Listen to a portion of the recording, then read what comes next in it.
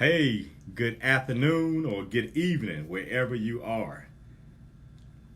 I'm Steve Turner, and it's Friday, and I'm excited about it. Wonder what your plans are on this magnificent Falcon Friday. That's what we call it here in Atlanta. We call it Falcon Friday. Now, I know we not in the Super Bowl. We won't be in the Super Bowl. Hello, Dr. Beth. We won't be in the Super Bowl. Nor will my secondary team, the Dallas Cowboys. We're not in the Super Bowl either. But I ain't in Dallas. I'm in Atlanta, so I roll with them Falcons. So we call it Falcon Friday. But I hope you are having a magnificent weekend or got plans for a magnificent weekend.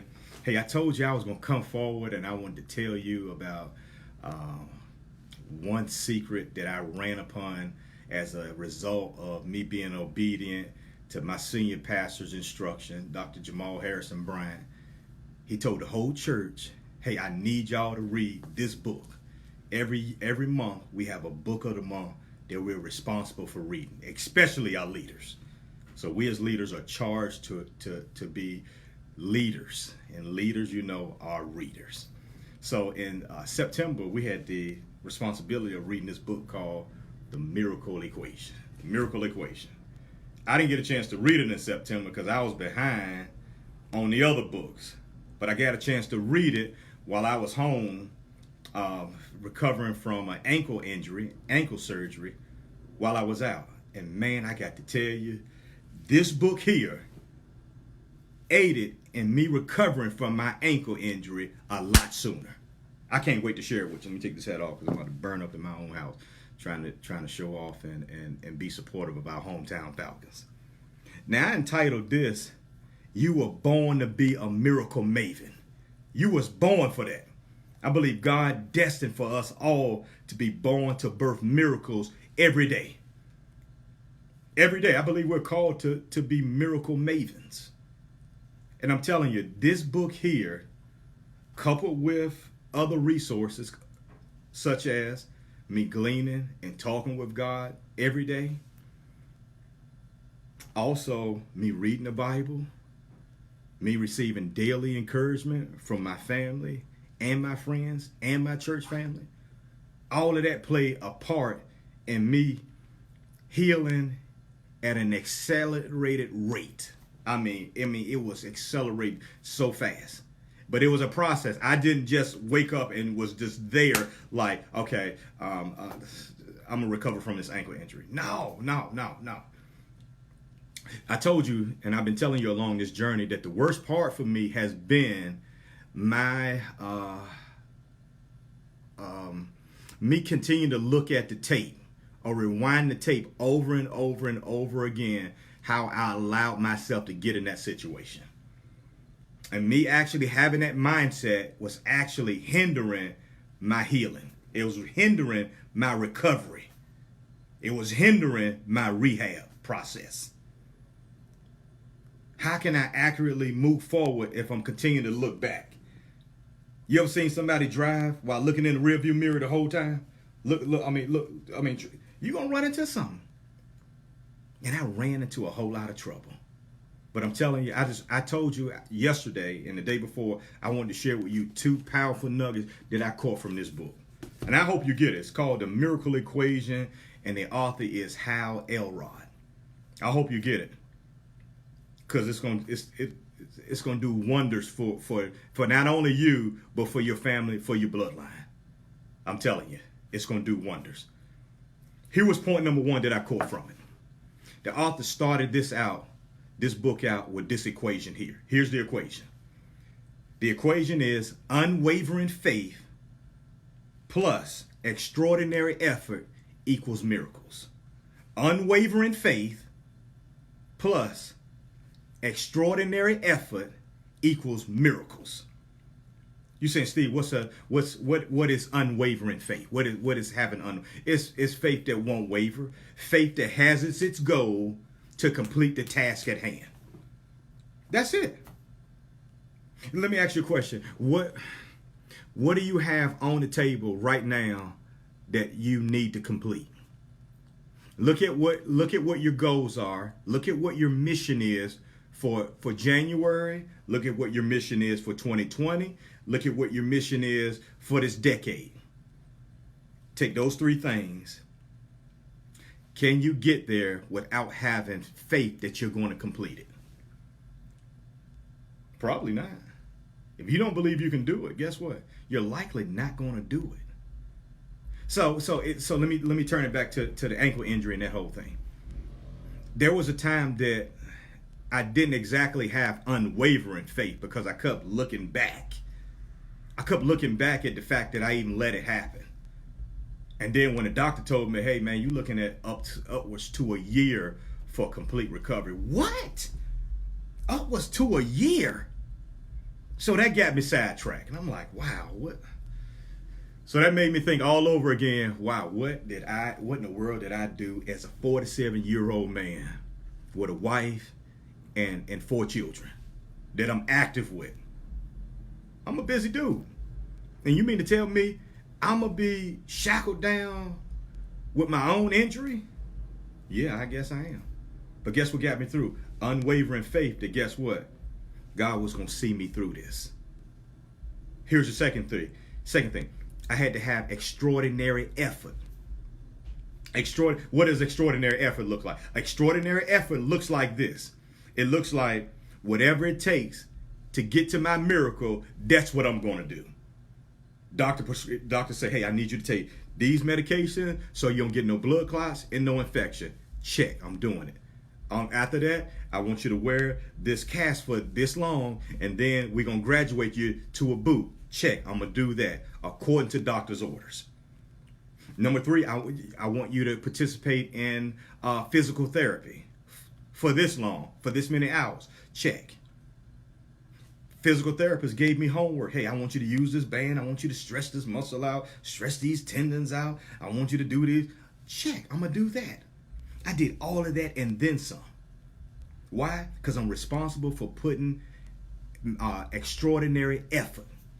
Are you putting extraordinary effort in the thing that you want to do that you know that's going to be a miracle? You say, I mean, I ain't talking about no goal that I ain't talking about nothing small like you gonna paint the living room by Saturday. Tell us about your goals and dreams of how you want to build a business from the ground up so you can leave it to your grandkids. You can leave it to your children. Tell me about your goal. You have plans to lose upwards to 50, 60 pounds or more. Something tremendous, something huge that's going to take more than just everyday, mundane doodling. You can do it. Unwavering faith, extraordinary effort. I mean, extraordinary is going above and beyond. What has God called you to go above and beyond with? I know you know. So extraordinary faith, unwavering faith plus extraordinary effort equals miracles. God is going to position you to achieve the miraculous when you insert this equation. Anything you do. I'm here to tell you, and I was going to wait and tell you probably like Sunday. I'm back walking now. I'm back walking now. I went to physical therapy yesterday, and I told my physical therapist, I told Doug, I said, Doug, I think I'm ready to run, man. Can I try to run? He laughed. He said, hey, let's see if you can master speed walking first. Me and him speed walked at physical therapy yesterday. We racing around the whole complex in the inside. He smoked me, but I said, you got me because I got a big old bunion on my right foot that's hindering me from walking as fast as I want to. And that's the truth. But I say, Doug, I'm gonna take care of this bunion, and I'm coming back. I'm gonna beat you around the complex. No cane, no walking boot, no crutch. I'm full-fledged walking. Why? Miracle equation. Miracle equation. Actually, you know what? I should have gave you, the book starts off with the miracle equation. So that was point number 1 that I wanted to teach you. But I really should have started with the miracle equation second. And I should have told you this point that I'm going to make, this last point. I should have told you that one first. I should have told you this one first. God has a desire that you be emotionally invincible. God wants you to be emotionally invincible. Brother Hal Elrod talks about this in the book. Now you're saying, Steve, how do I become emotionally invincible? I'm going to tell you why. I'm going to tell you how you can become emotionally invincible. The author talks about you have to implement a 5-minute rule. 5-minute rule. Things don't go according to plans. You have the worst day ever. You have the worst circumstance ever. Guess what you're responsible for doing? Guess what you should do? Grieve it 5 minutes. Grieve it 5 minutes. After the 5 minutes, you put a timer on. Put a timer on. 5 minutes, go. You get that opportunity in that 5 minutes. If you want to cuss, you want to fuss, you want to fight, you want to kick, scream, holler in a safe environment, do it. The author says, do it. Go off. 5 minutes. When the 5-minute timer go off, here's what you're responsible for doing. You're responsible for moving forward from that grief. Move forward from that grief and move towards being solution focused. Don't let your emotions dictate what pace you are to go. I wish I had read this book prior to my injury, because I would have tried to grieve it 5 minutes, then I would have moved towards, okay, Steve, ain't nothing you can do about the injury. Ain't nothing I can do about it. Let's move towards being solution focused. Let's move towards learning how to walk again. I had to learn how to walk again. The first time I tried to walk without crutches at physical therapy, I almost fell down. It was so much pain. But you're responsible. Look, God designed for us to be emotionally invincible. Why? Because when we allow our emotions to dictate what we are to do, guess what? We lean to our own understanding. We lean to our own understanding. We stop looking at God. We stop looking forward to the future, and we continue to look to the past, to the past instead of moving forward. You ever seen a race where the goal is to run backwards? No. How come they don't run the 100-yard dash running backwards? Because it's fruitless to run backwards. Unless you're a defensive back.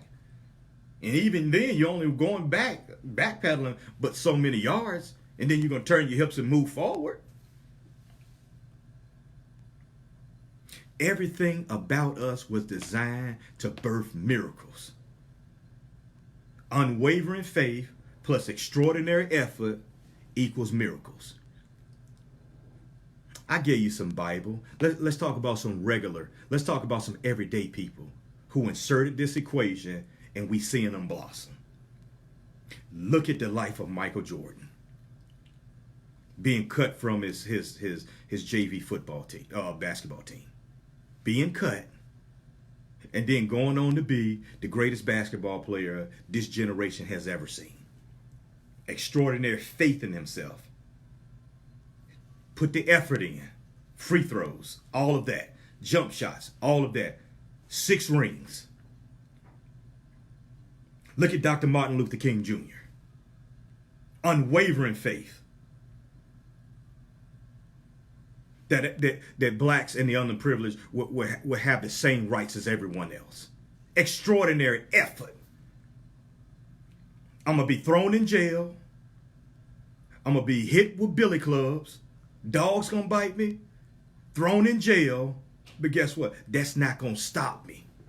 Dr. King said that ain't going to stop me. Extraordinary effort. He got his own holiday because he inserted this equation. John F. Kennedy.